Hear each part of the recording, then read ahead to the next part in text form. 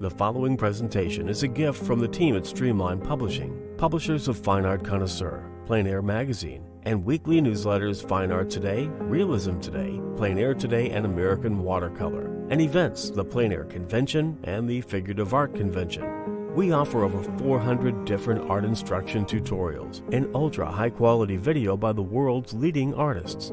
If you like what you see, help us support our artists and our team with your purchase. Each video aired has a special discount code for today only in the comments section with a link to the video offered. And to see everything we do, or if you want to receive notice of new releases, new products, and new events for artists, simply click the other link, which says, see everything we do. Thank you. Hi, I'm Eric Rhodes, publisher of Fine Art Connoisseur and Plein Air Magazine. Thank you for watching today. We're here every day at 3 p.m. giving you free samples of videos that we've produced, over 600 of them as a matter of fact. Today we have one called Palette Knife Painting with Michele Byrne. Enjoy.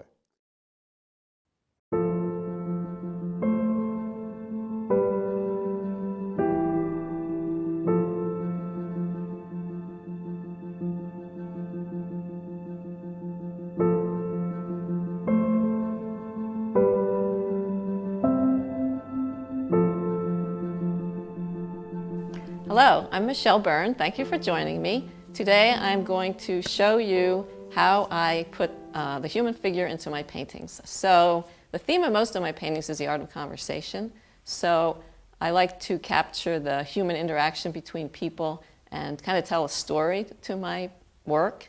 So I'm going to do today a studio painting derived from some studies that I did while I was in Cuba in February. So we're going to start off by looking at some of my sketches. I'm working for this studio painting, I'm working from three plein air paintings that I did while in Cuba. My favorite thing about painting in Havana was the architecture and the people and the arches and the cathedrals. So this is all, painting is going to be a little bit of all of my favorite things. So one of the paintings I did was this restaurant, and the whole time I was there it was Cuban music playing and lively and action. So this painting was done standing on the street looking down through, and I just loved the whole activity that's going on. So part of these umbrellas and people will be incorporated under this umbrella. And then the other painting that I really liked that I did there was this one. And this was actually the same cafe, but I was standing under an archway looking into the cafe. So that's also going to be incorporated into some of these umbrellas because I like the waiters with their white red suspenders. And the third painting, which I don't have the actual painting because I sold it, but it's this cathedral, which I absolutely love that place. So that's one of the spires that's going to be back there. And while I was doing this painting right here, I was standing under this archway. So I'm kind of incorporating all three paintings I did and the three things I loved about Cuba, and I'm trying to incorporate them into one painting. So I started off by doing a value study. So this shows what I'm thinking is that the high point of contrast will be right over here. And it's going to be my darkest darks, my brightest brights, and my most colorful things. So they'll all be right in that area. So that's the theme of this whole painting. So I want your eye to come across here and go up around the arch and finally land here. These guys are walking into the scene, so they kind of give it some more energy. So I'm working really hard on the composition on this one. So as you can see, there's a grid underneath here. So I've been working a lot with composing my paintings, and this is the grid that I started with, because basically, it should be this way. Basically there's two paintings going on. One of them is underneath this arch, and one of them is under this arch, and I want them to feed into each other. So I use this kind of grid to do my value sketch, which I can show you right here. I put that on top of it. So it kind of divides this half and this half. And I had actually done the whole thing in reverse. And I can show you this painting, because I actually had done everything I just showed you in reverse.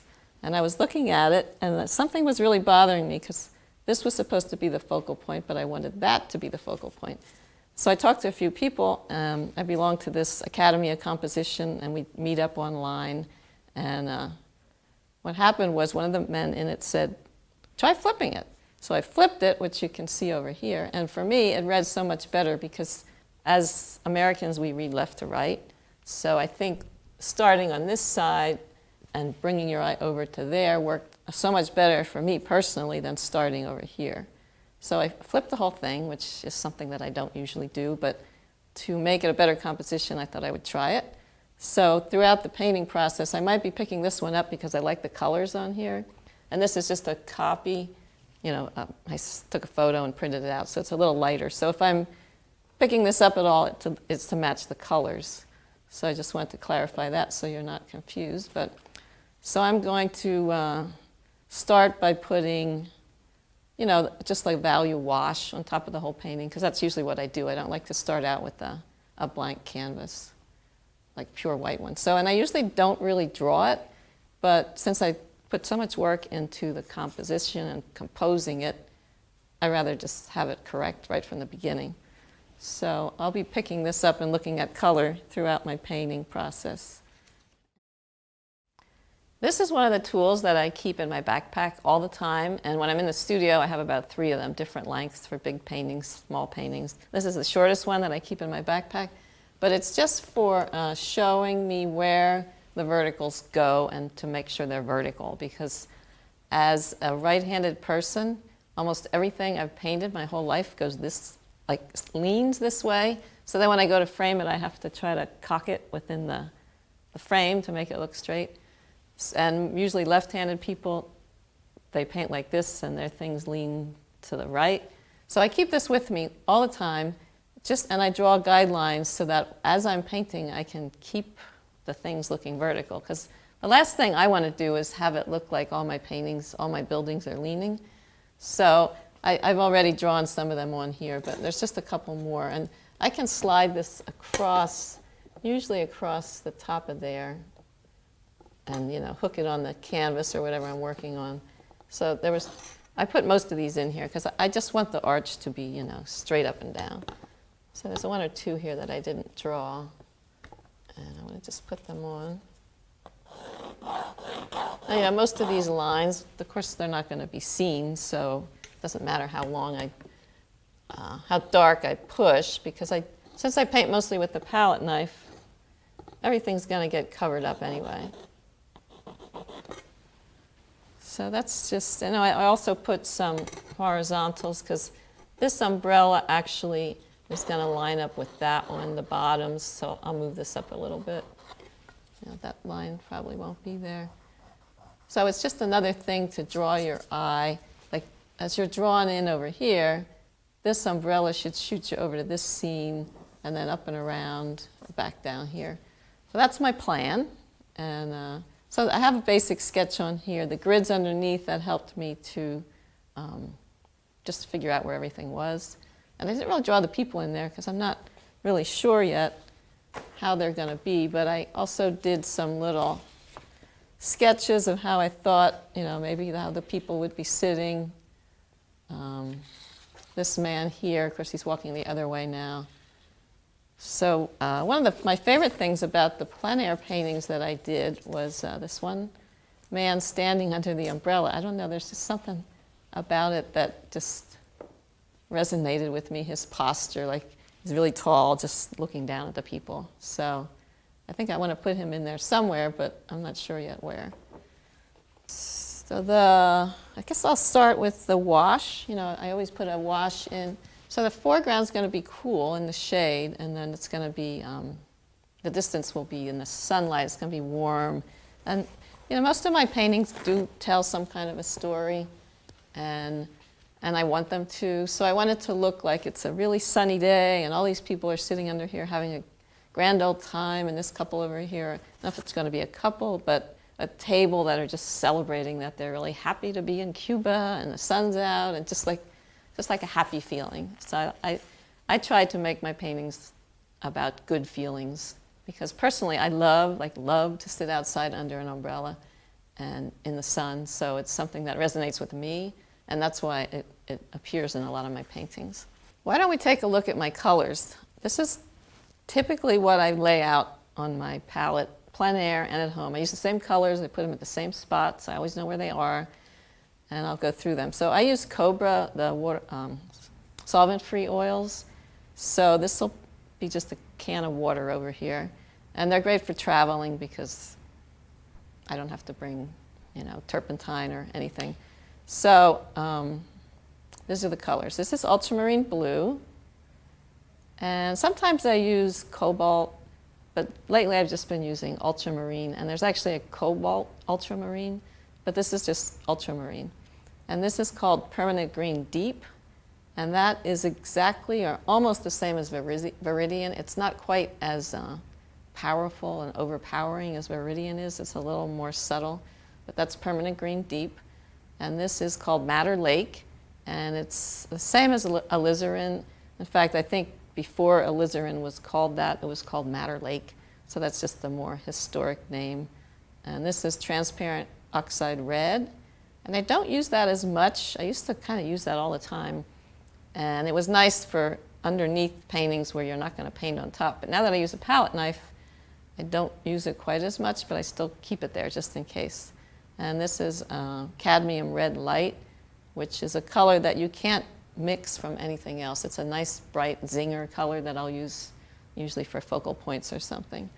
And this is Yellow Ochre, Cadmium Yellow Deep, and Cadmium Lemon, and then Titanium White.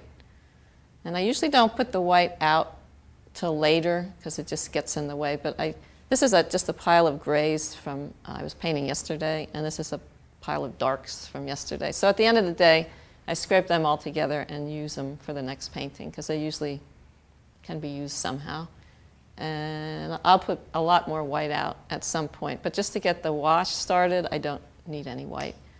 So I'm going to start with the background here, which I want to be warm. So I'll just put a real washy, warm, yellowish, yellow ochre, maybe with a little bit of alizarin in there, and just kind of wash it over there.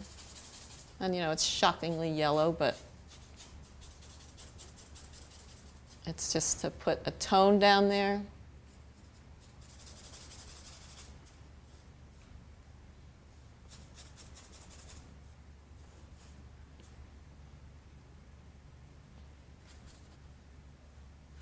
Because that's the sunny, warm part of the painting, so if I put something bright underneath there, it will glow. Little bits. Sometimes with the palette knife, everything gets covered, but if it doesn't, there'll be little bits of that shining through, which will make it, more cohesive as a background, sunly lit area. So I'll just wipe some of that off. So I can still see my drawing underneath there, basically, but it has a nice wash. And then I'll clean off all that yellow and put like a cooler wash for where the arches are. There's something about arches that I'm really drawn to, so when I was in Cuba, I didn't paint them. I was so absorbed in being right up in the scene and being with the people, and I didn't paint many arches at all. I think there's one or two, but I just love arches. So I'll put the cooler wash on now. I know a lot of artists have their favorite paper towels, but it doesn't really matter so much to me because I'm not really using it as a tool. Sometimes I use it to manipulate the paint when it's all on there. Sometimes I use tissues.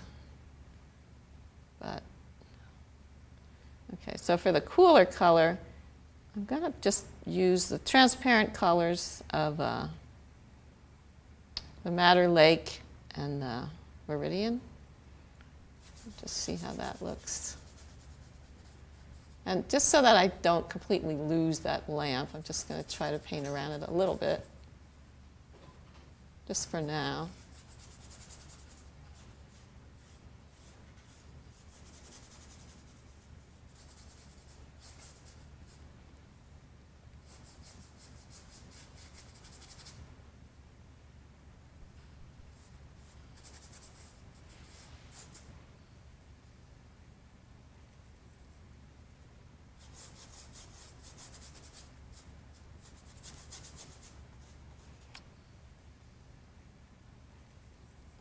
When I was in Cuba painting, the particular painting where I was standing under this archway, I was standing here painting, and there was a Cuban that stood here, and he talked to me the whole entire hour and a half or 2 hours that I did this painting, and he spoke in Cuban, in their language, really loud and boisterous the whole time. And I kept saying, "I do not speak your language. Do you speak English?" And he'd go, "No, no, no." But then he just kept talking. And it was comical because he just kept talking to me, even though I had no idea what he was saying. But that's one of the things I love about plein air painting. Most artists don't like to paint in the city because they like the calm, serene landscape. And I love landscapes. I love being in landscapes, but I like to paint people. So I like to interact with them. And that's what I'll remember about standing in this spot is that man. And I have pictures of him, and he actually bought me a coconut to drink from, and just a very sweet man, but I have no idea what he was saying the whole time. And so that's what I think about when I think of standing under this arch to do the painting. So now for the figures, I'm just going to wipe this down a little bit.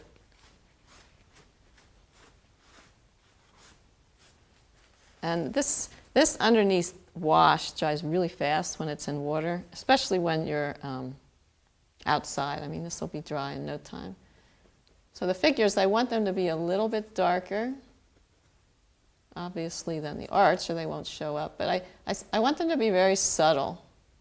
I don't want them to jump out at you. I just want them to be kind of there, drawing your eye into the picture. So with the paper towel, I want to remember to keep some kind of highlight, from this light coming in. I want to just keep his one shoulder a little bit lighter so it'll indicate that there's a man there walking, but it won't be jumping out at you. And same as this guy over here. He's walking into the scene as well.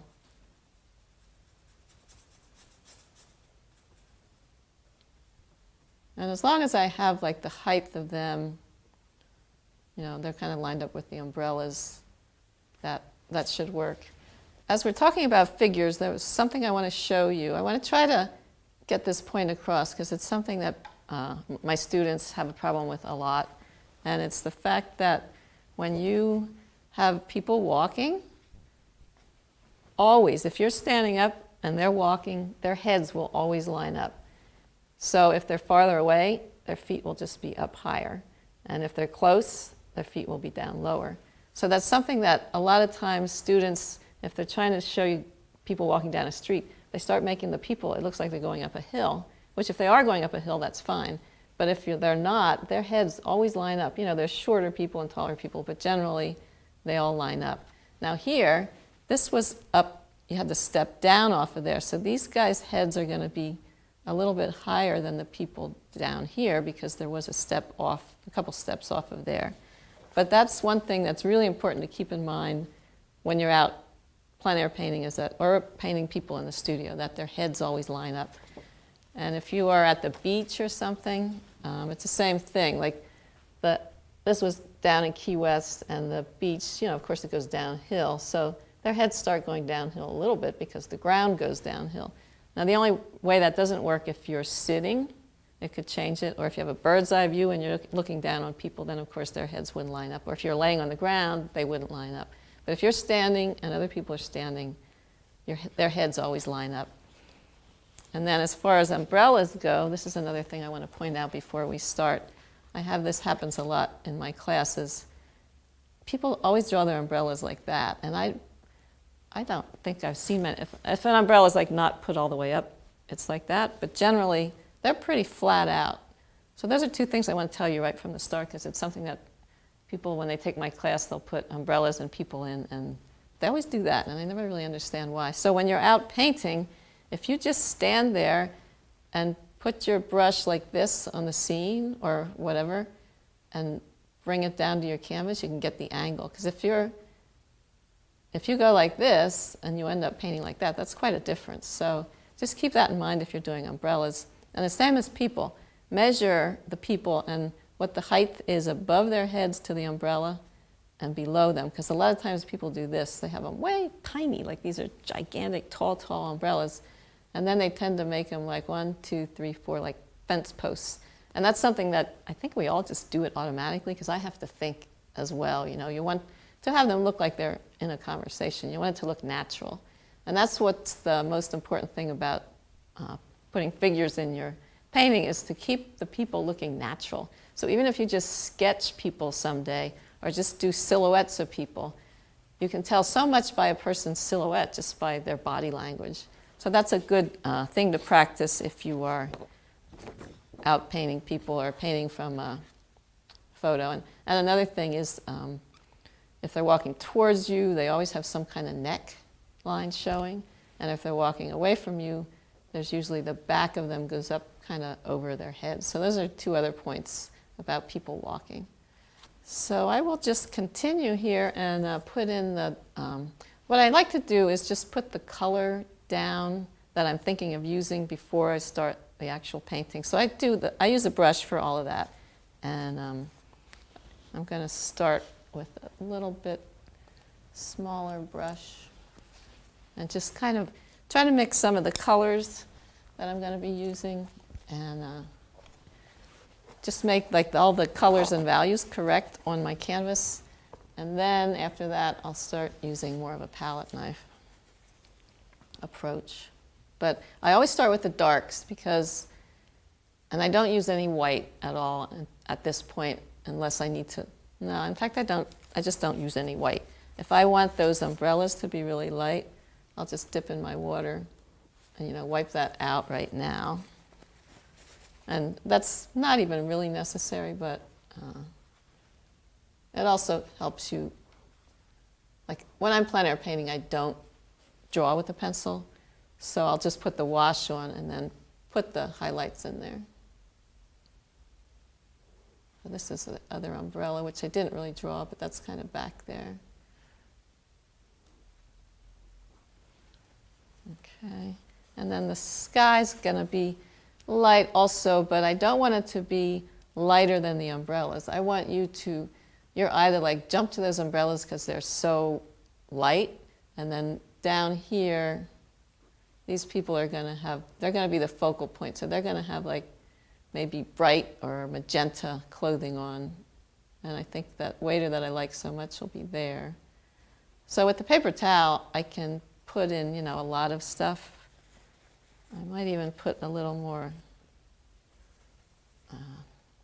dark, kind of, it's like a warm color, but it's also not where the sun is shining. It's the shadow part of the ground.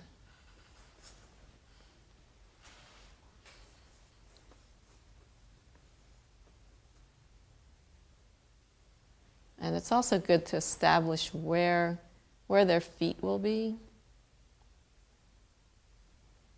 And the shadows of the ground will be somewhere around there. And this is darker here.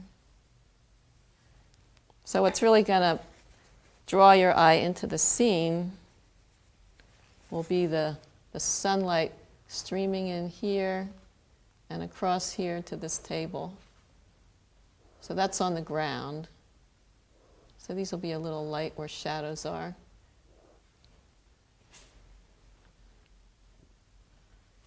So paper towels are really great erasers. And I can't paint without one.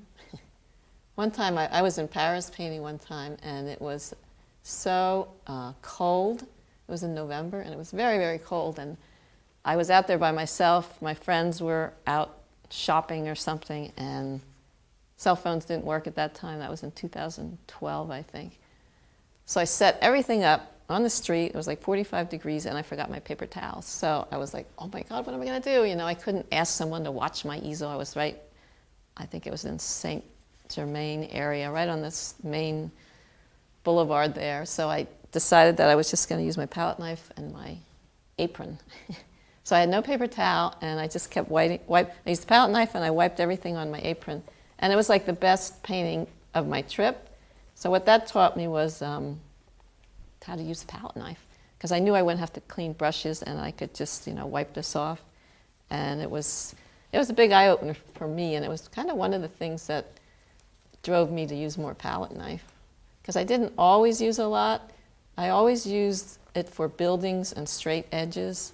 And if you want to start experimenting with the palette knife, that's what I suggest you start out with, just doing it for buildings and just practice using a knife, because there's so many really neat things you can do with it. But people are pretty hard to do, and I'll go back and forth. I'll use a brush and I'll use a palette knife and I'll use a little bit of both.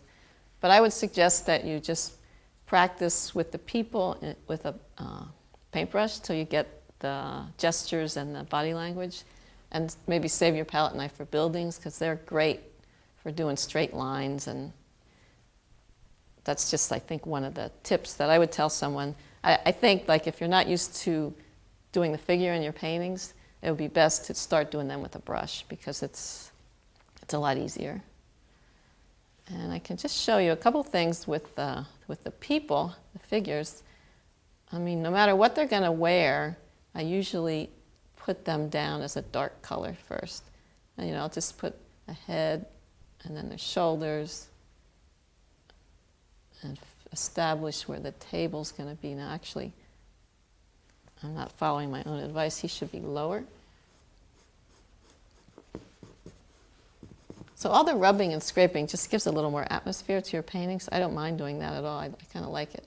So if that's going to be the umbrella, they would probably be more down here. And I did do some sketches of kind of what I had in mind here to look at. So that's a little bit what I was thinking. Maybe more in reverse of that, but I can sit that down there to look at. So, and I keep it very loose. This will be the other person. So this waiter that I liked so much in my plein air painting from Havana is this guy down here. And I think I'm going to put him over here in reverse, because he's also going to draw your eye down to these people. And also maybe draw your eye up around here. So I'm going to just try to put him in reverse there. So this is usually how I start off with people. I'll just start with a dark color, because I can easily go over that with thick paint and make it a bright color, or change things as they go. But when you're doing people sitting at a table, you generally can't really see their legs. You can just see dark, shadowy shapes. And I know I have a lot of students, and they'll paint like blue jeans and white sneakers under the table, and you can't see that stuff. I mean, if you look at a table out in real life or a photograph, all you can see is maybe a little bit of light shining through the people. So keep that in mind. And then once I establish where I want the table to be, I always put in just a line for my own reference of where the table top will be, because that'll always be lighter because it captures the light. So I think that that's about what I want to do for that. So that's my main focus. So I'm starting off with the main focal point of the painting, which is right there. And that's going to be where she'll have a bright pink or red top, and he'll have a really bright blue or white shirt. So that's going to be my focal point. And then back here's another umbrella. And I wanted that one kind of leaning to give it a little more drama. So that'll be back there. So I'm just giving myself clues as to where I want these people to be. And for this color, it's just some of the Madder Lake and some of the transparent oxide red.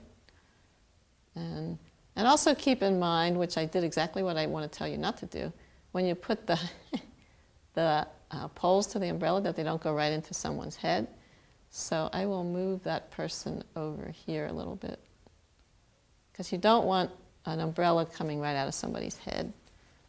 So that's one of the main reasons I like to put these poles in from the start, so that when I put the person in, I make sure they're not don't have a pole coming out of their head. So then the other table will be back here. And I'm just giving a reference, and if the table's there. But see, even when they're sitting, ideally their heads will line up, so they might have to move down a little bit.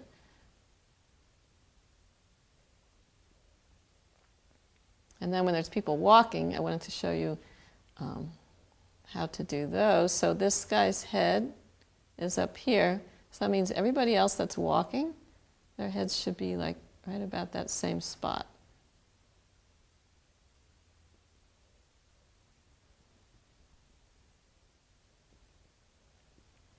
So I like to tell little stories, to myself, like this is a couple, and then maybe over here's a guy by himself, and he's walking away.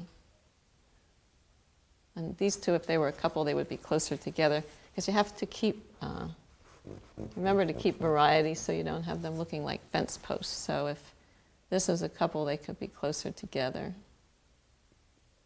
and walking towards the scene. This guy could be walking away, and I might change all that as I go also, but for now, that's kind of going to be the shady part.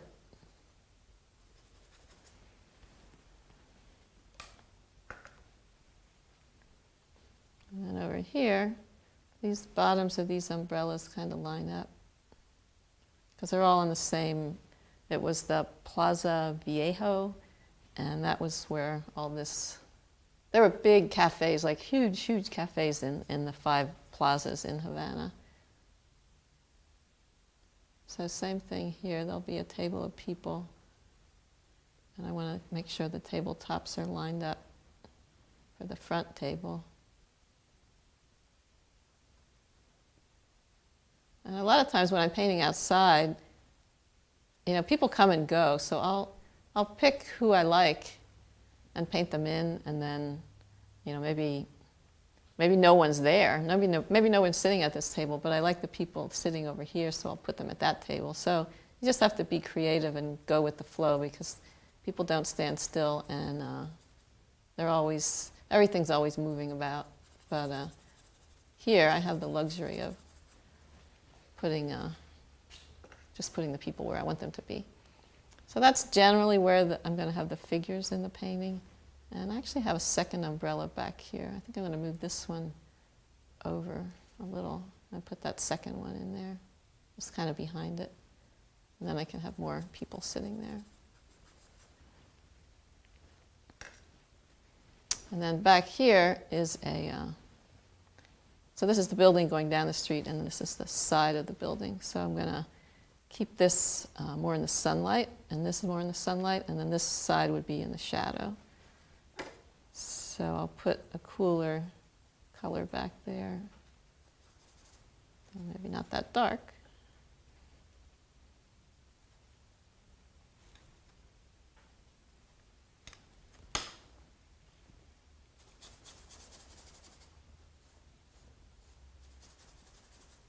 So that'll be in the shade. And then these people, the sun will be hitting the side of them.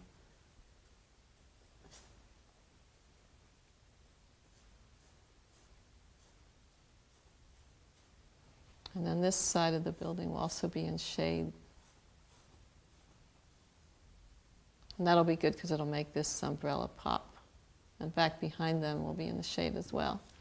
And underneath this, this is like, they had all these porches with wrought iron railings in Cuba. It was really cool. And a lot of them had laundry hanging from them, which all the artists painted, which I did quite a few times too. But this was on the main plaza where there probably wasn't any laundry there, because that was like a pretty, more of a touristy area. I'm just putting in some of those lines that are in shade. Down here would be shady also. So I'm just establishing the lights and the darks, and you can see from the picture what I'm looking at. And then there was a lot of windows here, and that's going to be kind of what brings your eye around. They go around here and come down, and you go around here and come down to these people. So just these verticals going this way will indicate the windows. I'm going to keep that pretty simple and maybe put a tree over here. Just another thing to bring your eye back in. And then this back here, the steeple, which is one of my favorite things to paint. I want to keep it in the distance, so just by adding some blues and whites to it, it should push it back. And it's not really in the sunlight. I guess maybe this side would capture a little bit of sun, but I'm not worrying too much about any details back there. I just want it to be a distant thing that is more bluish, purplish. And that's way too dark. So if I don't know a color, I just mix what I think it's going to be and put it on there, and that's still pretty dark. So this is all just to establish the color and the value before I start actually putting a lot of paint on here. Like that. That's more the color that I want.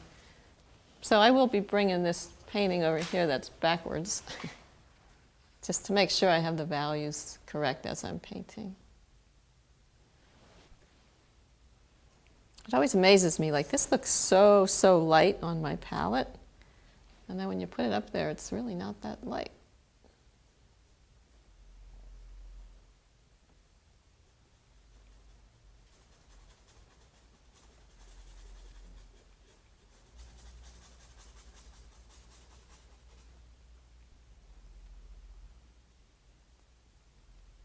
And another favorite thing about Cuba was the red tile roofs, and there's not many in this painting, but there's a little bit of it back there. And normally I would make it really bright and orange, but since I want to keep that pushed back, it'll be a very subtle orange. So I'll just add a lot of white and grayish to that.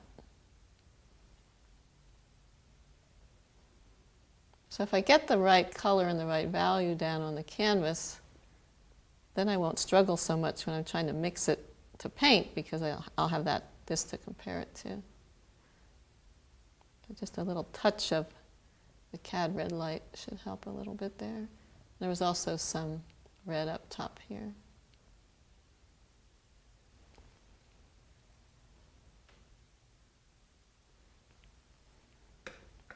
So that's going to be very simple back there, but it's still going to be there. And then I'll put the roof lines in. So, I'll just measure the angle there and bring it over, and that looks pretty good.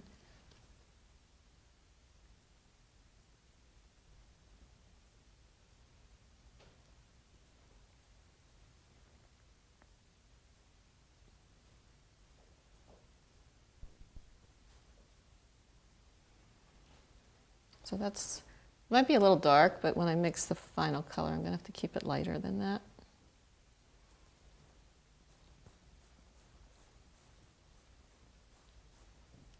And then this will be the sunlit area as well as this. This arch, I don't want a whole lot of contrast up there because I don't want your eye to get stuck up on that hard edge. Same as the sky, I want to keep the blue, a darker blue, up around the curve so that you don't look right there. Because if I made that as contrasty as it would be when you were standing out and looking out from an archway, this would probably be really light and this would be really dark. But I want your eye to look here, so I'm going to de-accentuate that and make it like a darker blue up there, because it would probably look pretty white. And for the sky color, I generally just take the ultramarine, unless it's a really blue sky. I have a color that's like cerulean phthalo, which is great if I'm in like Key West or somewhere, and it's more about the sky. But this painting is not about the sky. It's more just about the cafe. So I don't want it to be too, in fact, that's probably too dark, but I can go over it. And I'm kind of repeating the curve of the arch, and it'll get lighter as it comes down.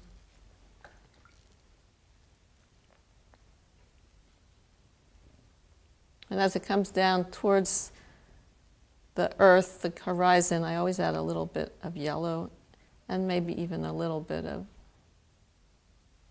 the rose madder.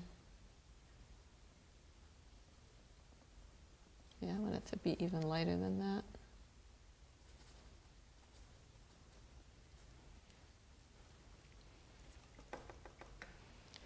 Okay, so now if I stand back and squint at that, it looks pretty much like my scene in general. The colors are of course off, and I didn't put a lot of stuff in there, but it gives me an idea of how to go about the painting. It's going to be darker down here.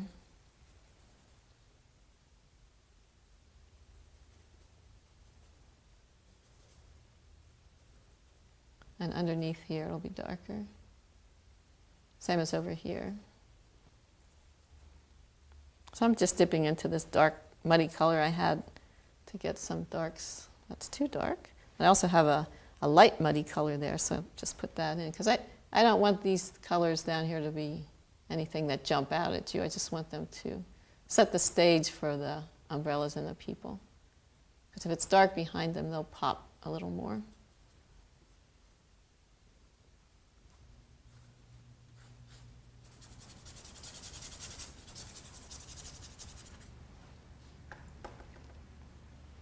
So, and this is like the side of the arch that's a little bit lighter than that, and I'll just paint that in later. But I think this is a good starting point for me. And of course, there'll be the windows here. And I really want to keep all this background stuff simple. It's going to say architecture, Cuban architecture, but it's not going to be very detailed at all. And there is, within the steeple, I do have a photo of that I brought along. I have a couple of them actually. But this was kind of where I took this view from. And so I can just kind of use that for some reference just to establish this steeple. Because it has I think the bell was in there, like the bell tower. And then there was a tall door here.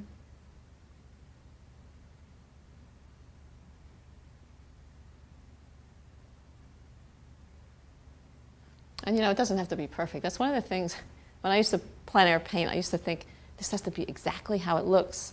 And then I started realizing that no one's going to go there and go, hey, she didn't put that at the right spot. Like, no one will ever know. And it's more about just composing a good painting than having everything like the way it really is.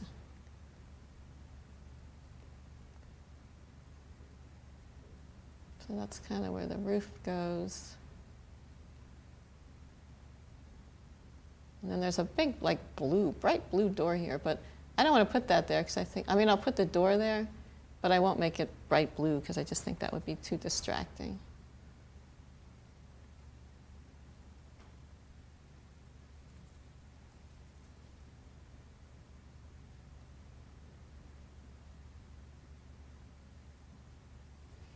Okay, so now when I step back and squint at that, it looks like what I want it to look like. I'll just put these in here a little bit.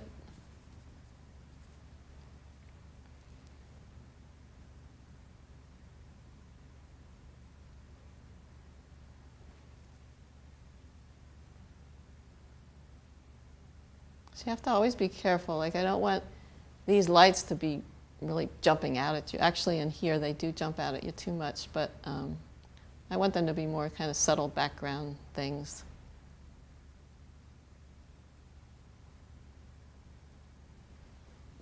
So since these people over under this umbrella are going to be my focal point, I'm just going to take the paper towel and this is another thing I always tell my students. When they try to wipe out, I'll see them like wiping out with this filthy paper towel. And I'll say, just make sure your finger is where it's a clean part. It sounds like such a silly thing to even tell people, but so many people do that. So that's going to be the one focal point. So I'm going to wipe that out right now while I still can. And then also the back of his shirt. Because they're under an umbrella, but his shoulder would, the way the sun's coming in, it would still hit him. And she's going to have a really bright, like pink or red or something on. And then, sometimes I'll even like draw in where their faces are. These are a little small, but.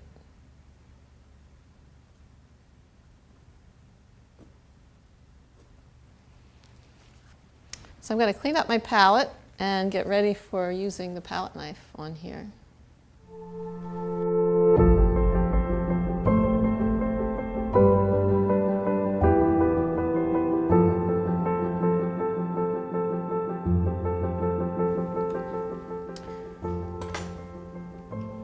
As I was cleaning my palette, I kind of realized that these things should be moved down. Like I'm happy with the tables and how they line up, but I do think this should be moved down. So I'm just gonna try to move that umbrella down and the people down a little bit. So it is important to step back. Obviously, everybody hears that you should do that, and not everybody does, including myself. So I'm just going to put some darks there to cover all that up so I can go back into it.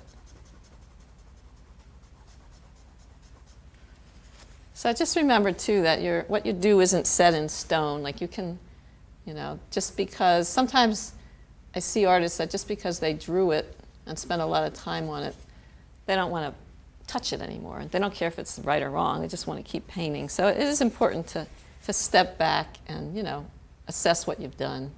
Very important. So I think this umbrella should just be down farther.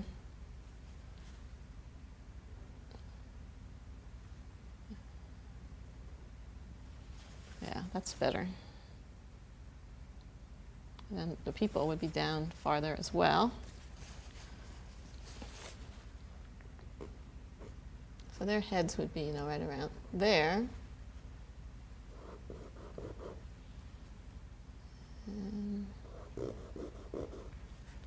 I mean, the tabletops, they pretty much would line up with each other, but the ones in the distance would be a little bit, up a little bit higher. But, I still want to keep their heads pretty lined up. So I'm a little happier with that. And same as the people, I don't know how they got up so high there, but they are standing on the same plane, so their heads should be more there.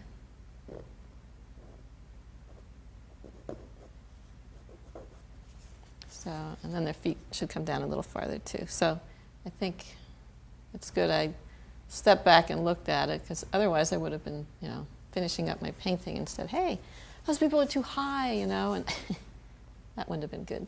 So just gonna double check that. Yeah, that's better, I think.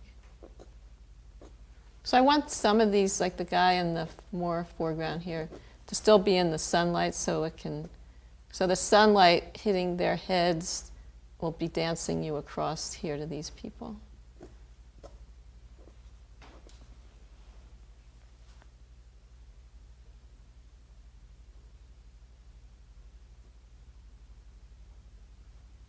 So I'm not sure exactly how that sunlight's going to work, but it's going to be a little bit in there, not too much right there.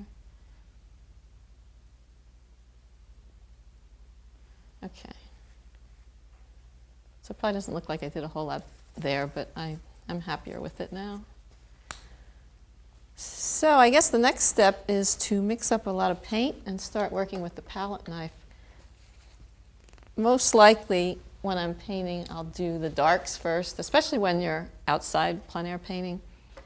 Just try to do all your darks and then start adding the white, because if you add the white too soon, you're just going to get a lot of chalky, muddy colors. So keep like these darks, I'm going to try to keep, transparent is a little different with the palette knife, but I still want to, I don't want really thick darks. I want you to be able to see into the darks a little bit. So I'm using transparent colors, and I'm going to use them kind of thick, but I'm also going to try to let some of this color shine through, and hopefully that base color was dark enough.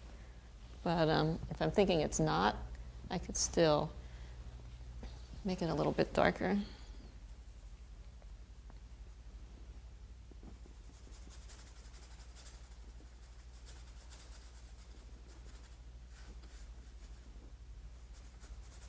And one thing I always do, like, it sounds really kind of hard to believe, but I do it anyway. Like the ground that's closest to us I will make warmer, and as it gets up here, it is a little farther away from us. I mean, not a whole lot, but I'll make that a little cooler.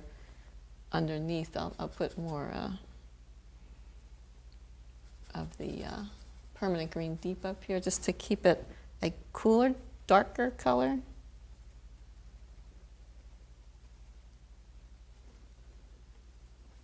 So just by doing that, it'll remind me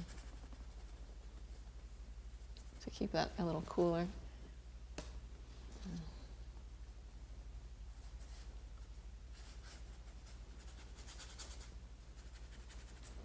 Especially this corner over here, that's like the farthest away.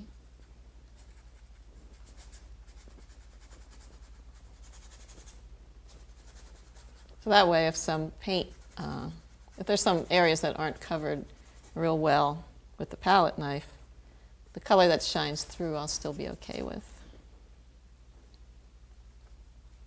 I'll even put some green up there for variety. Okay.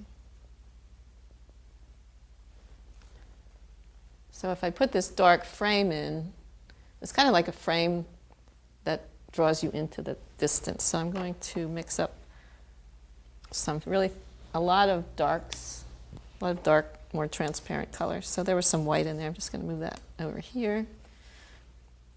And this was what I call my pot of dark paint, but it's kind of disappeared. So I'm going to just take some of the ultramarine, some of the green, some of the Madder Lake, and a little bit of the transparent oxide red. And just mix it together and make a nice dark. And it's like really too dark, but I can use it for maybe for my, to grab from for my darks throughout the whole painting. So I'm going to just take some of that and make it a little lighter by adding, I want this to have more of a warm, kind of feel like it does over there. So I'm adding more red and more transparent oxide red, and then some white, just to lighten it up. One thing I forgot to do is I'll put a lot of white out now at this time.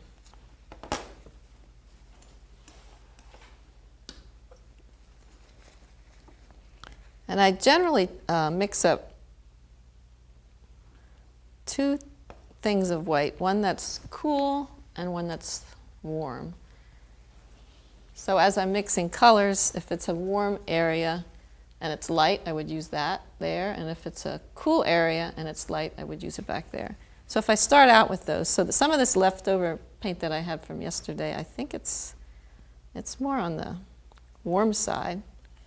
So this will be my warm white. I'm going to add a lot of white to it. And then just some of the different yellows that I have over here to make it like a warmer white. In fact, I can add a lot of lemon and cad medium deep. So it's like a light color, but it's still warm. And then I'll take some more white over here and add some of the ultramarine and some of the permanent green deep. And you don't need much at all, because especially the permanent green deep, it can kind of overpower it.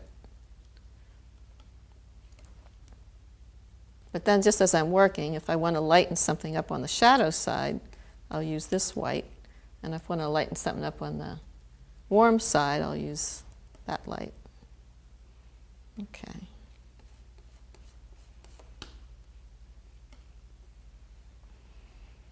All right, so since this is the cool part, I'm going to add a little of the cool color to here.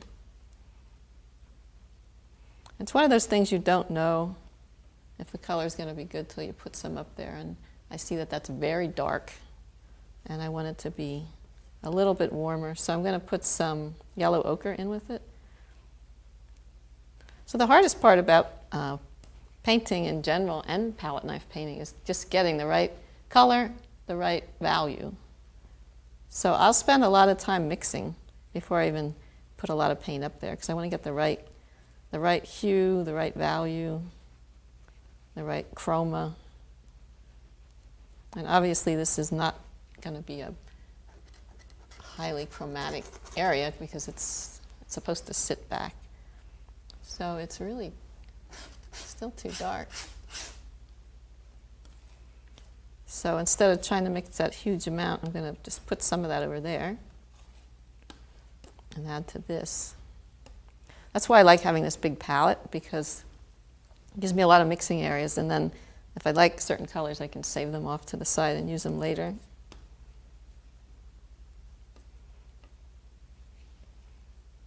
So it just seems like I need a lot more Madder Lake and some white. A lot more white.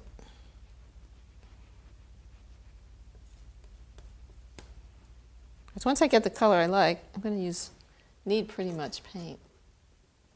Okay, so that's getting close. And I'm going to grab this study that I did, because I did like the colors on there. And so that is actually pretty close to that. And I can always, if I don't like it, I can scrape it off. So it's nothing set in stone. And I like variety. I mean, the buildings in Cuba are all old and crumbly, and they're not like perfect stucco buildings. So I like to have variety in there. Some of that underneath paint that's showing through, I like that too. So I'm very roughly putting that in there.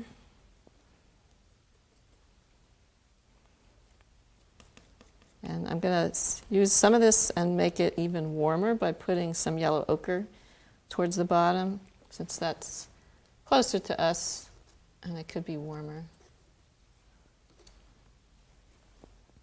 And when I'm doing the figure, I'll encroach on the figure more than it'll actually be, so then when I put the figure in, I can go over it a little bit, because it's better to make your figures really thin, and then when you go do the painting, you can paint on top of them. Because if you make them really wide, then you run out of background, and you got to make your people really wide, and then you get in trouble.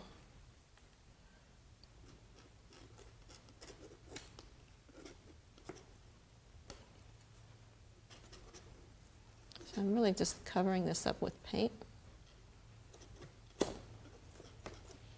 So it's warmer at the bottom, and it gets cooler as it goes up.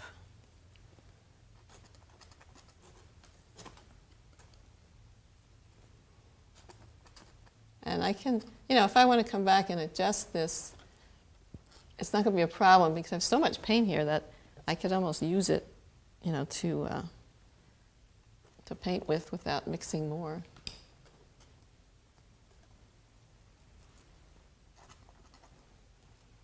And when I go to do these background buildings, maybe I'll get some in there, and then I'll have a pot of it over here to grab from to fix up those lines.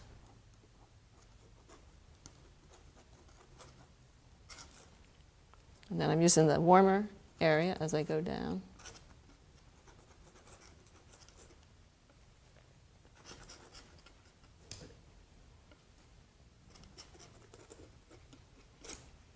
I'm just going to throw a little darks down here too, just for variety. Because you do want variety. You don't want like this solid brownish color wall. That would be very boring. So, okay, so I know there's going to be a figure there. And down here, it's just going to be, just going to put some color down for now, and I will be adjusting that after I get the figures in, because they'll cast some type of shadow across here. And I also like just putting in a little viridian to add, I call it viridian, but it's the permanent green deep.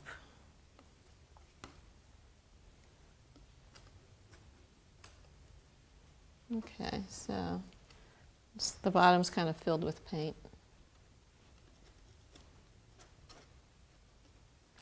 And you do have to watch out when you're using the knife that you don't get peaks. And I'm not getting any here because it's kind of a flat area. But when I do the umbrellas and stuff, sometimes when you lift the palette knife, it makes like this little peak, and then it captures the reflections, and it doesn't always look good. So that's one thing you have to be careful of. Kind of when you're done, is just make sure that you look at it from the side and make sure there's not some ugly bump sticking out. They're going to capture the light, because especially in the dark areas, if it's really thick, it captures the light, bounces around, and it makes it look lighter than you actually want it to. So you do have to keep the darks not real thick.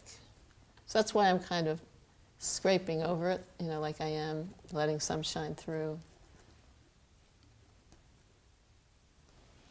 And one thing that I do that I forgot to mention, sometimes the darks get annoyingly shiny. This Cobra paint dries pretty glossy no matter, like I don't use any medium, I just use straight paint. But if I use some, for the darks, I use some cold wax medium, and I'll just blend it into my pot of dark. It just keeps it from getting too shiny and distracting. And a lot of times I forget to do that while I'm painting, which I did today.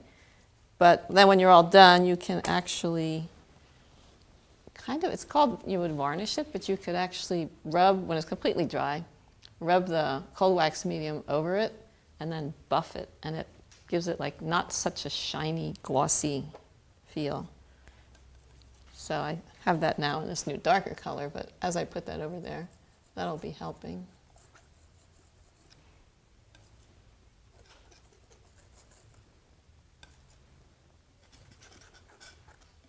I also want to keep this light enough back here that when I put the darks of the lamp, they will actually show up a little bit. Like I said before, I don't want them to be too distracting.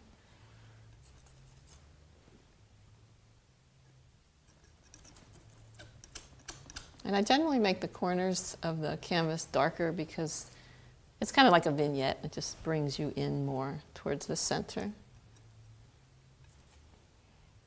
Okay, so that's just kind of where the archway ends. Just an indication of like the step or whatever that goes down there.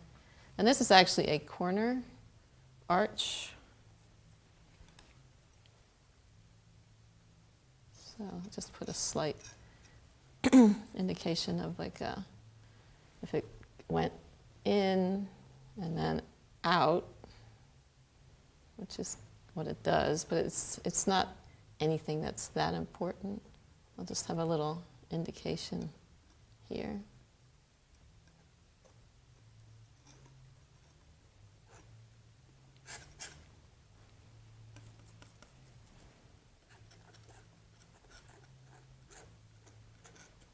Okay. So I totally lost that lamp, but I believe it was right about here.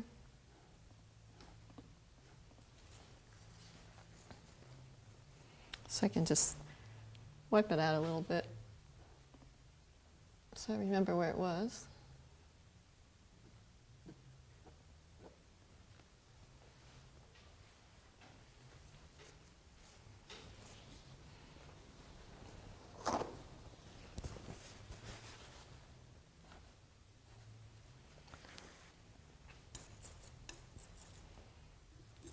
So it's kind of like with the knife, it's kind of like sculpting, you know, like I put in all this paint and then I'll move it back and forth as I develop the painting. Like that's not done unless I'm, you know, maybe it's close to done, but as far as I'm concerned, I'll still be manipulating the background. But at least it's there and it gives me the value to work within to get the background. And I should also do the side of this arch. While I have this color mixed, I'll just mix some light with it. And the warmer light. And just see how that looks. It's just kind of like the edge. And that's not much of a contrast, so I need to add more white.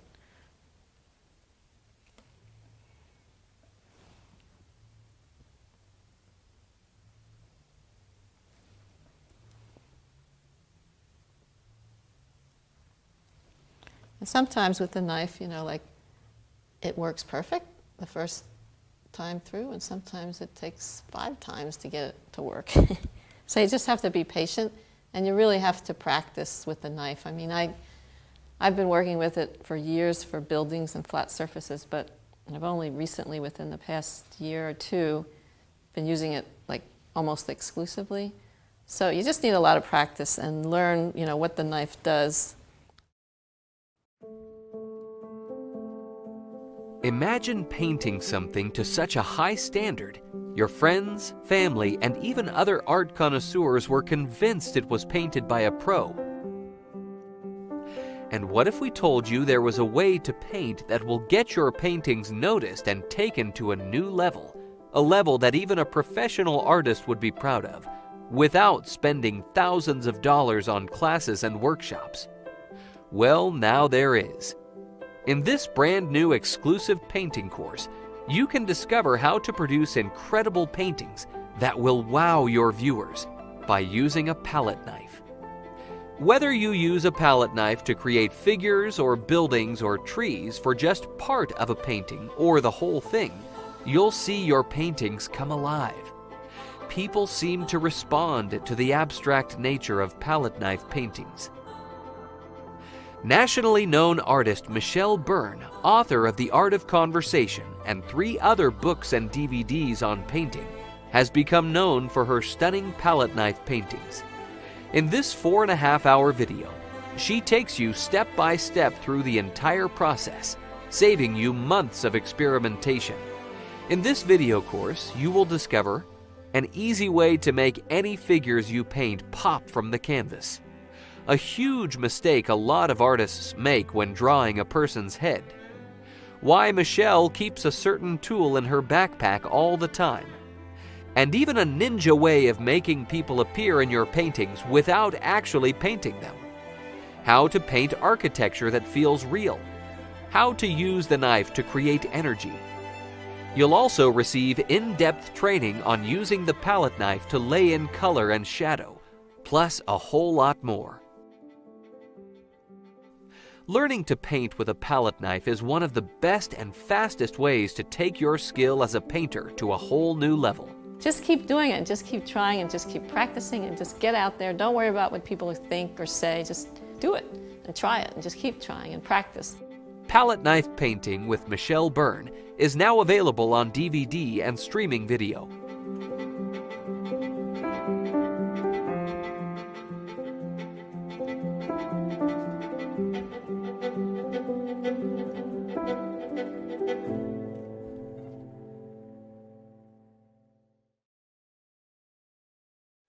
Well, that is palette knife painting, and that's Michele Byrne. You can learn more about her full-length video on palette knife painting at lilyartvideo.com.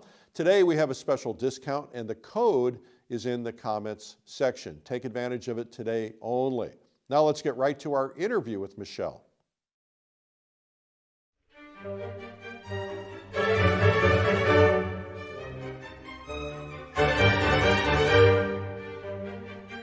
Hi, I'm Eric Rhodes, publisher of Fine Art Connoisseur and Plein magazine. Today, we're with artist Michele Byrne. Hey, Michele, welcome. Hi, thank you. We're glad you're here. It's nice to be here. So what I want to do today is to get inside your head a little bit, understand what makes you tick. But first off, let's kind of talk about history. Okay. So you live where? I live in a small town called Wyomissing, Pennsylvania, and it's like a suburb of Philadelphia, about an hour and a half west of Philadelphia. And you grew up in that area? I grew up just a little more west than that, but basically same area, yeah. So how did this whole painting thing start for you? Well, it started pretty far back, actually. How far back? Let's see. I remember as like a 5-year-old, 4-year-old just sitting. I lived in the country, and there weren't a lot of kids to play with, so I remember sitting at those little snack TV trays in the living room and playing my dad's music and just drawing from his, like, whatever magazines were laying around. I was just always drawing.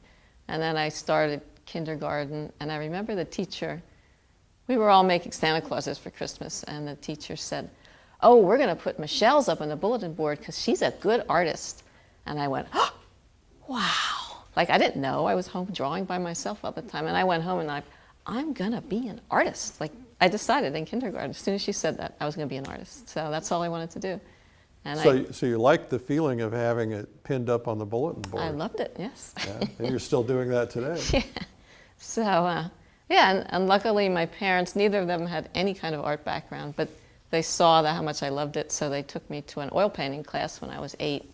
And it was in a barn in the country, and I went upstairs with all these adults and just started painting with oil paintings. And they were terrible, but, you know, I enjoyed it. Yeah, but oil paints at 8 years old. Yeah, they wouldn't do that today, but, and mostly we painted covered bridges, and I remember a painting of a stone house called Daniel Boone Homestead, and it looked like a lot of Rice Krispie. I always called it later my Rice Krispie house because I painted every little stone. And do you remember the name of the instructor? It was called Kitsch's Barn Studio or something, yeah. It's still there as a barn, but it's not an art studio anymore. Okay. And we painted a lot of covered bridges, and to this day I don't really like painting them because it just reminds me of the bad paintings I did back then. Well, you'll have to correct that and do a good one of a covered bridge. Yeah, I actually did do a good one a couple years ago, and it's in the permanent collection of the Bennington Museum of Art. Is that what it's Oh, called? the Bennington in Vermont. Yeah. Oh, what a great museum. Yeah, so I'm thrilled that actually a covered bridge painting of mine ended up there. Yeah. It's one of the So few is I've that done. the only museum you're aware of?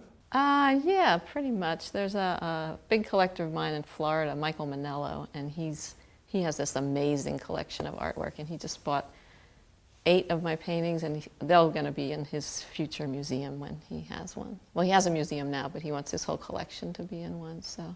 Oh, cool. Yeah. Well, that's pretty unusual. Most artists, most living artists, don't get into museums until they're much, much older, sometimes not until they're passed, and so that's pretty good that you're... Yeah, I'm excited about that, yeah. Yeah. Definitely. So you started out doing covered bridges, but you don't really do landscapes per se so much. You do a lot of urban scenes, Right. a lot of buildings, a lot of architecture, a lot of figures in your paintings. Right. What is it about that that gets you excited? I'm not sure. I know that I love the landscapes and I love nature and I love to hike and be in it. But when I'm painting it, honestly, I just get a little bored, you know, like here's the mountain and here's the stream, and it's like, okay, now what? I don't really enjoy painting unless there's a building in it or a structure or a person. That's what excites me. And I don't really know why. I know years ago, like maybe 20 some years ago, I would go with friends, and I was painting in watercolors at the time, and I would go with a group of friends to Jamaica. And my friend Helen and I would go out on our bicycles and we'd go out and we'd paint like watercolors. And I just started putting people in. And I remember her and the other people saying, wow, you just put people in just like that. How do you do that? And I was like, I don't know, I like it. It adds life to my paintings. For me, it's like it makes them exciting.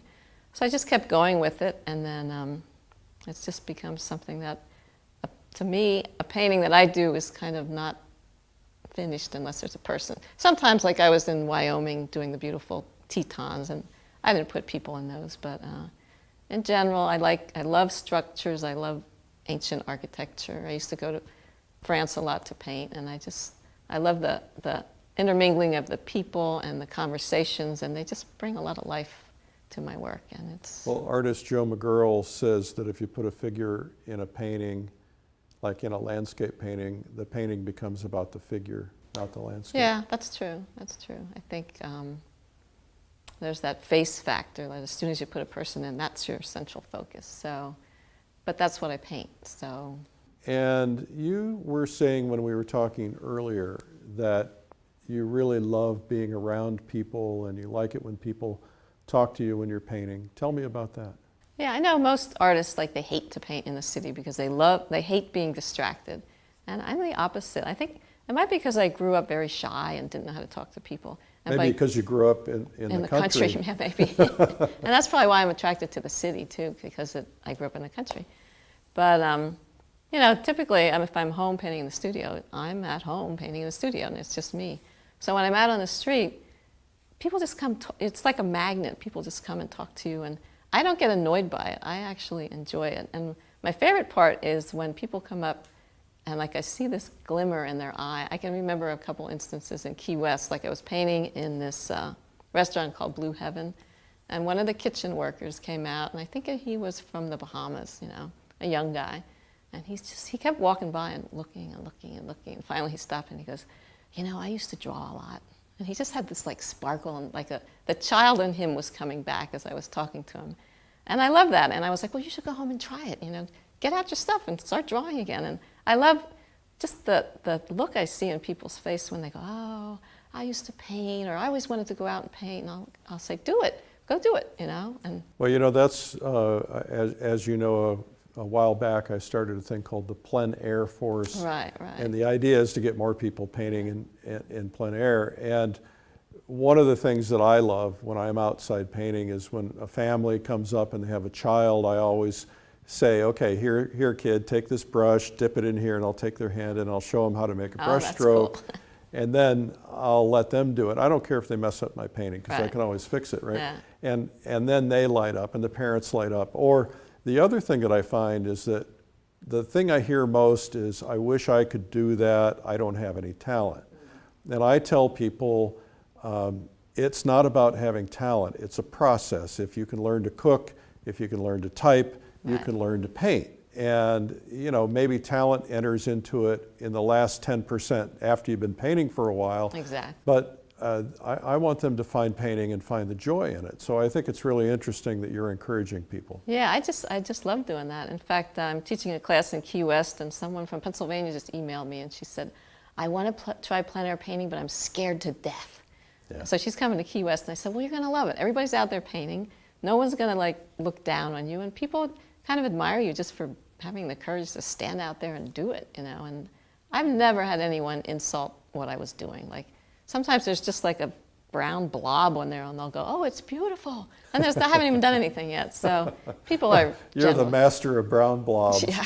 Well, you know, what would you say to somebody who's watching this, who maybe has heard about plein air painting? If you're not familiar with the term plein air painting, plein air is a French term which essentially means outdoors. So it's outdoor painting, painting on location like Monet used to do in France, right? So what would you say to people about learning to paint outdoors? I would say just go out in your backyard and try it on your own without being intimidated by what people are going to say, and just go out and try it. And for me, it's a very spiritual thing. Like, if I'm out painting, I just get really excited and happy, you know. I'm a happy person. And I was saying earlier to someone that every single painting I've ever done plein air in my whole life, I can look at it and tell you where I was, who I was standing with, and what we were talking about. Yeah. Like, it's etched in my memory. And something that I did in the studio, it's like, oh yeah, I did that in the studio. I have no idea what day that was or when that was or anything. Well, and for me, they're like my children. Yeah. Not my real children, I have real children too, but I have a hard time getting rid of a plein air study, because they're like a document of my life. Exactly. You know, of the moments, you know, I can remember one time painting and a deer leaped over a fence right in front of me, and I wish I had some way to, you know, mentally remember how to get that deer in there. You'd probably do it with a brown blob. Yeah, but I think it's fascinating and fun for people to try it. I think it is, and it's just, I love interacting with the people, and something about plein air painting and adding the way I do the figures, they're much looser and fluid when I'm doing them plein air, because they're not standing still, they're moving, and it's not easy to do, but it gives the painting some excitement and action and drama. And if I was doing those people at home in my studio, they tend to get stiff. Yeah. So even when I'm painting figures at home in my studio, I give myself like a time limit. Okay, I'm gonna have all these people in before I eat lunch, or something to make me hurry so that I don't get, you know, caught in painting all the details of the people. I just want the action and the feeling that you get when you have human interaction. That's kind of what I'm picking up on. Like, I love personally to sit under an umbrella outside in the sun and talk to my friends. Like, that's one of my favorite things to do. So that's why I like to paint it. And that's why you put some umbrellas in your paintings, yes. Sometimes anyway. Yeah. So you were a single mom for a lot of years. I was. Your kids were 3 and 5. Is that right? Yeah, they were 3 and 5 when I got. In fact, Seamus just turned 3, so they were very young, very, very young. And while you were being a mom, were you a professional artist at that time? No, I was a graphic designer, but I was a freelance graphic designer, so I would work in my office while they were home, you know, and it was very difficult. So I would try to get up early and work. Well, I couldn't get up early before then, but I would stay up late and work into the wee hours of the night to get my graphic design done. And I just kept working. I'd take them to the pool, and at that time I had a brand new giant laptop, you know, and I'd sit at the pool and try to do some work. That didn't work too well either. But I just worked really hard, and I always wanted to paint. And I remember, you know how years ago you'd get an email and it would say, make a wish, you know, and I would say, I just want to be a full-time painter. I just want to be a full-time painter. Like, I wished that so bad.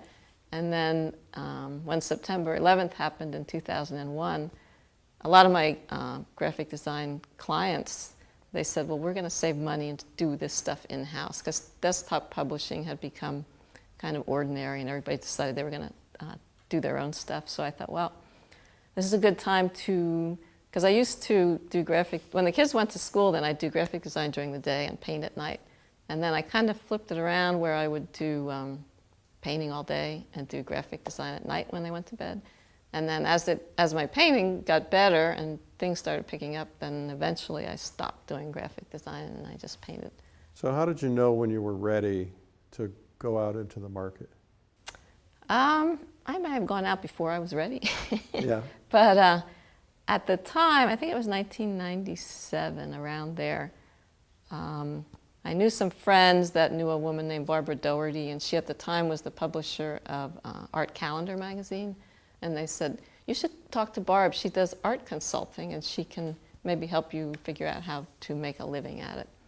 So I took like 20 paintings, put them in my minivan, and drove 4 hours south to the southern tip of Maryland and met with her.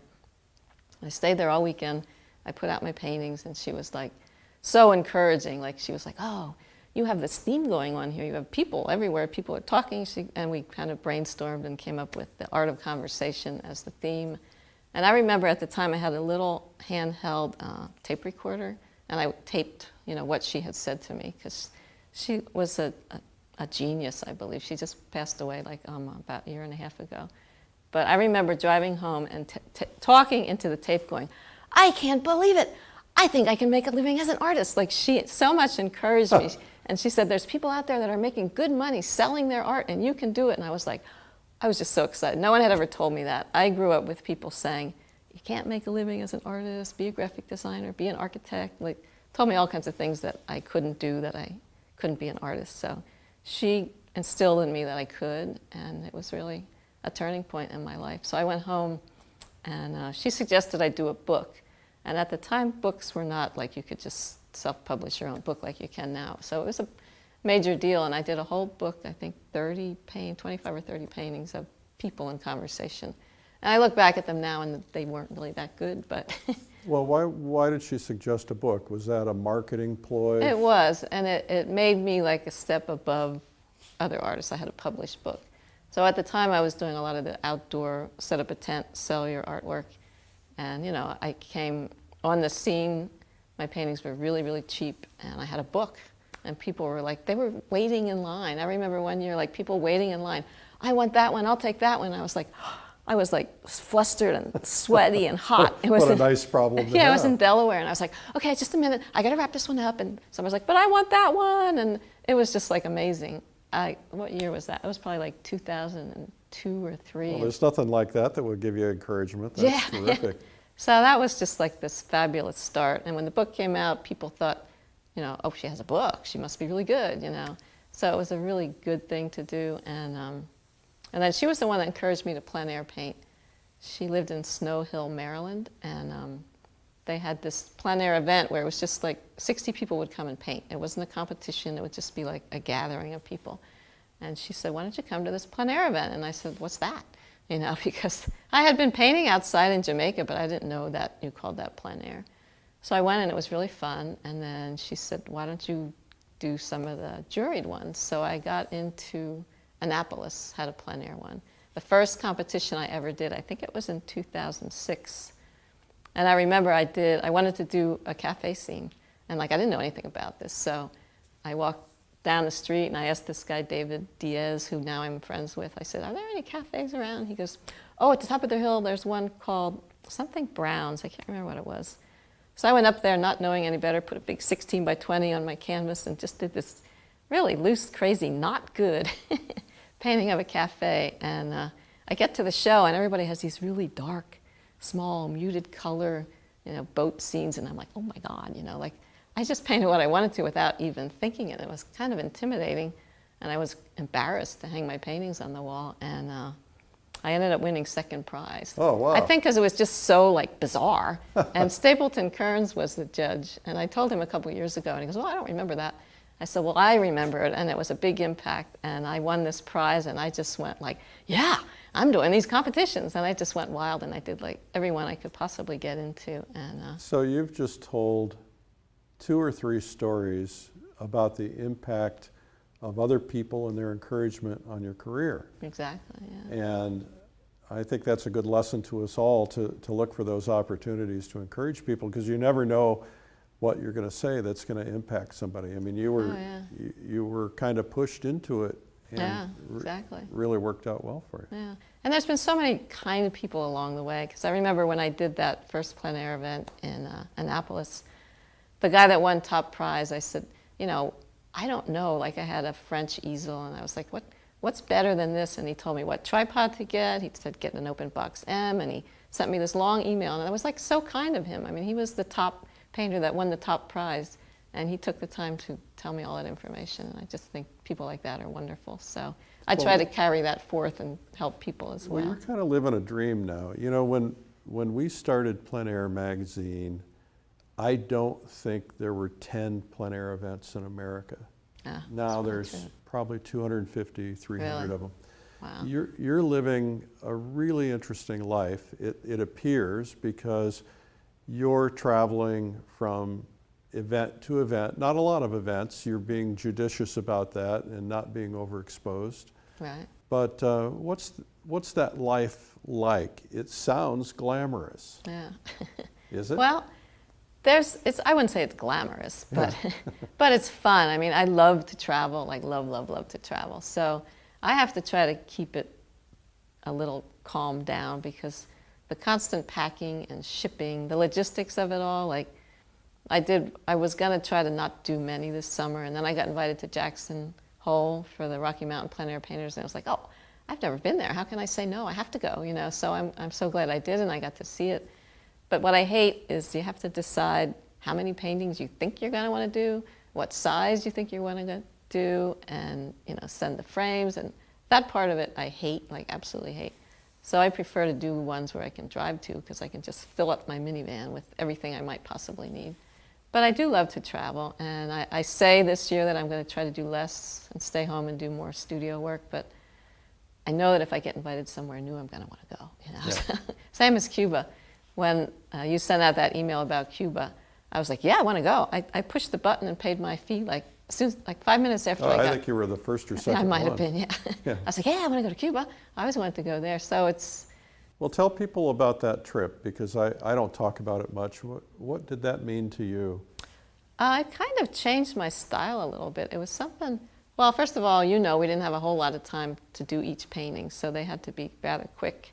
And I was using the palette knife, and that Cuban music was playing constantly, and the people were extremely friendly. The architecture was old, which I love. The people were friendly, and I just kind of went wild. And my paintings were just looser than they've ever been and more thick paint than I've ever used. And it kind of taught me something about painting fast, but I also learned something about having a better composition. So. Well, there's something else that happens at those events. You've been to that event, you've been to my event in the Adirondacks, the Publishers Invitational. Right. And there's something about when you paint a couple of paintings, 2 or 3 paintings a day, every day for 5 or 6 days, it changes how you paint. Oh, exactly. It's concentrated practice time. Exactly. And by being around the influences of all the other painters, you're picking up tips, even though there's no workshop or no instructor. Right. You're talking to other people, you're bringing your work in at night, seeing how they address the same scene, and it all has a a profound impact, doesn't it? It does, it really does. And just by talking to other people encouraging other people encouraging you. And like you said, like I remember one day in Cuba, the first day it rained and we didn't paint, or we didn't paint much, maybe just one. The second day, I had this idea I wanted to do 2 a day. So since I had only done 1 the first day, I had to do 3 the second day, you know, Right. like I put this pressure on myself. But the third one that I did that day, it just like flew off my palette knife. The whole painting, it was just like my favorite one. Yeah. So you get into that mode, like you said, and you know, I don't, when I'm home, paint 3 paintings in a day, ever, you know. But Yeah. when you're out there traveling and, you know, some of them may be really bad, but sometimes the last one of the day just comes off really fast and really good, and it's a kind of magical thing. When you do studio paintings at home, do you paint larger? I do, yeah.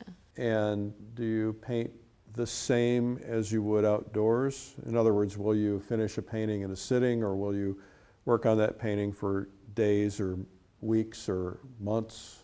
Well, I try to spend more time on the composition, which is what I'm working on now, is working on my composition. So I'll spend more time preparing for the painting, but generally, even if the painting is 30 by 40, I try to, what I've been doing lately is do the whole drawing in a value study kind of thing. Explain that for people who might not know what a value study is. Well, I'll just like pick a color and do like where the focal point is going to be. I'll make that, you know, the darkest dark, the lightest light, and make sure that that's the focal point. And then the rest I'll just draw it in with a paintbrush, the composition, you know. And then the next day, with the palette knife, it's like you kind of have to do it all at once. I do anyway. Because it's wet, you Yeah. got to move the paint. Yeah, so in the wintertime, I have the luxury of putting it out in my cold room and it won't dry as fast. But in the summertime, I will fill that thing up with all the palette knife I possibly can and do it in one day. And then the next day I might adjust it and then adjust it a little bit more, because the next day it gets like a little sticky and different things happen to it. And then I'll have to wait a whole week and maybe adjust it with glazes or something. So I don't do the whole painting in one day, but I apply all the thick paint. I try to do that in one day, or at least maybe the top of it, that's going to be all cohesive, and then do the bottom of it the next day. Like I try to get all the thick palette knife paint done in a day or 2. I remember you telling me that you had a transformational moment, and I think it had to do with another artist encouraging you, but it had to do with going from being a paintbrush painter to being a palette knife painter. Tell me about that and what the result was. Well, that was C.W. Mundy. I took a workshop with him, and I had used the palette knife a lot throughout the years, like for buildings and straight things, but I always wanted to use more paint. And I just couldn't seem to make the paint as thick as I wanted to. So he's just the most fabulous teacher I've ever had, you know, with his accent. Well, you just mix a big pot of paint, like a huge pile. And I was like, wow, I'd have never dreamed of mixing that much paint on my palette. And I still struggle with using that much paint. But Well, the paint companies love it when you do that. Yeah.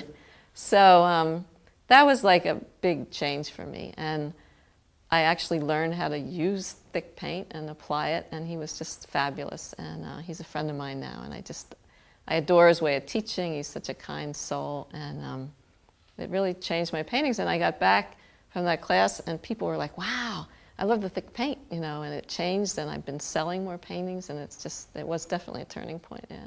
Well, your paintings were beautiful, but they've really transformed considerably since you've gone to all palette knife. And you know, that's kind of rare. There are not a lot of people who do all palette knife paintings. Yeah, well, it's and fun. yours aren't 100% palette knife. No, I'd say 90%, but it's fun. And I think I was getting to the point with my brush paintings where it was like, okay, I draw it in and then I fill it in with paint. It was just kind of getting to be like, not boring, but it was the same. I was doing the same thing. And the palette knife has got me like, I feel really out of control a lot of times, yeah. And it's kind of good, because then I'm scraping and moving and manipulating. And you know, like I remember in Cuba, one of the first paintings, that was one where this man was watching me the whole entire time, this Cuban man, and talking to me in his language the whole entire time. And I was like, Spanish. so, yeah, I was so struggling, and it was like, oh my God. And I was scraping and pushing and pulling it. But in the end, it turned out good. So that struggle, for me, is a good thing. sounds bizarre, but No, I think it is a good thing. It's tough when you've got people who are watching yeah, you exactly. and an audience, Yes. and you kind of want to perform for them. Right. So I was just in Florence with Daniel Graves, the Wow. great instructor at the Florence Academy. And Daniel said, our world is focusing too much on technique and copying what we see, but a great artist goes beyond that and has something to say. What is it that you have to say? I guess what I have to say is that my paintings are all about the interaction of people, you know, and they have a spirit in them, I think, that people somehow catch it, you know, they get it, and that's very rewarding for me. But I guess what I'm trying to say is I have a hard time with people not getting along. I think, like, I try to capture people like having a good time and being together and celebrating life and having fun. So my paintings give people a good feeling, and that's what I like to put into my paintings, and that's the story I'm trying to tell. It's just to get together with your friends and interact, and it's a whole communication kind of thing that I'm trying to capture. Well, you've captured it beautifully, and your paintings really sing. They're really special. What have we not talked about that maybe you'd like to share with our people, maybe some people who are kind of learning to paint or trying to figure out what they're going to do with their careers? What do you have to say to them? That it's just always a struggle, you know, like I may seem like I know what I'm doing, but you know, I'm really doubting my composition and my color mixture, and I think if you're ever really happy and think you're great, then you're in trouble. But the art world is just this total constant learning, and just keep learning and keep trying, and I mean, that's what I would advise anybody, because it's just like unending, the amount you can learn. And I think art keeps people alive. I know people that, there was a woman in the Philadelphia area that she lived to be 101, and when she died, she had a painting on her easel that was still in progress. And it's like, she was probably thinking, I'm gonna get this yet, you know, and she was a good artist, but I just think it's a wonderful thing, and just to keep trying and keep growing is just a fabulous way to live. I think as artists we live longer because we have this energy and excitement about what we're doing. Absolutely. It changes people's lives. Yeah. Changed my life. I'm sure it changed your life when you started painting. Oh, yeah. And you've been doing it, you essentially have been doing it your whole life. Yeah, pretty So much. I think it's pretty interesting. Yeah, I mean, when I was raising the kids, I remember my goal was to get one painting done every year. One painting a year? A year. But they were watercolors and they were really tight, and I had babies to take care of, you know, so. Right. So, but I've gone way beyond that, yeah. Now, how many are you doing a year now? I don't know, for the first time in my life I started that artist archive, and I'm actually having a record of my paintings. So, I mean, for this year it's up to 136 or something, but that includes little ones and big ones, so. But it's nice to actually have a record of things. Absolutely. Well, for the next book. Yeah, Right. exactly. I always had a dream. I did a second book called The Art of Conversation Manhattan. And for some reason, that book, I just got like, oh, I'm doing a book. It wasn't like quite as fun and carefree as the first one, and they got really, really tight. And I always wanted to do a book of Paris. And people still say to me, when's your Paris book coming out? And it's like, no, I don't know. I'm You know? going with you. Oh, yeah? Okay. Yeah. We're So going to have I've- a great time painting Paris. Yeah, so I've been there a couple of times and I've painted it, and now I think with my new style I would really, really enjoy it, but I don't know if it's going to happen or not. No, I think you need to do it, and you need to do it this year. Oh, this year? Okay. Yeah, absolutely. Get it All right. done. Okay, how about 2017, next year? 2017. Okay. All right. Well, Michele, thank you for your time and for your generosity. You're an inspiration to us all. Your paintings are beautiful, and Oh, thank you. you really have a terrific spirit about you, and thank you for sharing that with us. Yeah, well, thank you for inviting me. It's been fun.